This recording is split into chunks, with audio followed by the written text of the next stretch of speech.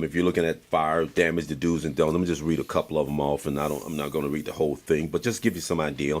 One of the things is if you have fire or smoke damage, limit your movement in the home, and the reason because walking on soot, you're embedded in the upholstery or your carpeting, makes it a little bit more difficult to get out. Instead of restoring that carpet right there, you might have to replace that carpet. So, Right. and that's an added expense. Obviously, if it's electricity, turn off your electricity. If your freezer, take everything out your freezer and leave the door open so it won't smell. I'm not going to talk about anything winter because we don't have winter here, so Yep. I'm worried. We're not worried about pipes freezing. But another good thing to do, especially when you're talking fire and soot, is to change your half vac filter. That right there would help. If you leave that half vac filter in there, all those spores keep just going up and going up inside your air conditioner.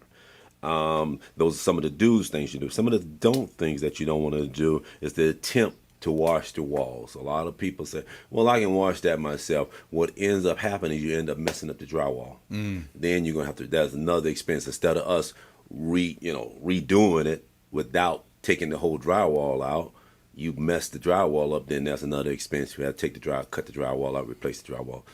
Another expense. Don't attempt to clean any type of electrical appliances. I mean, that's a no-no. I mean, you can get killed from doing something like that. Don't consume any food or beverages. Fire, heat, even water heated up at a certain level sitting around can be a contaminants in there. So those are good things. You're talking fire and smoke. Other categories are water damage from clean water, water damage from contaminated water. One of the things you want to do if something happened on water damage, the first thing you want to do is try to shut off the source.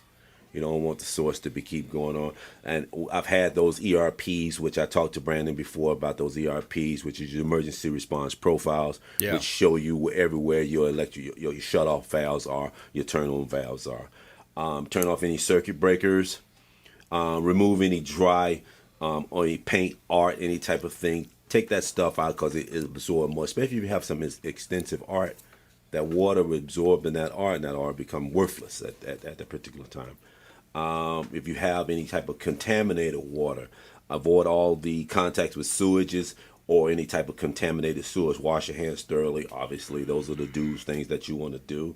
The don'ts you want to, the don'ts is you turn off your half vac system.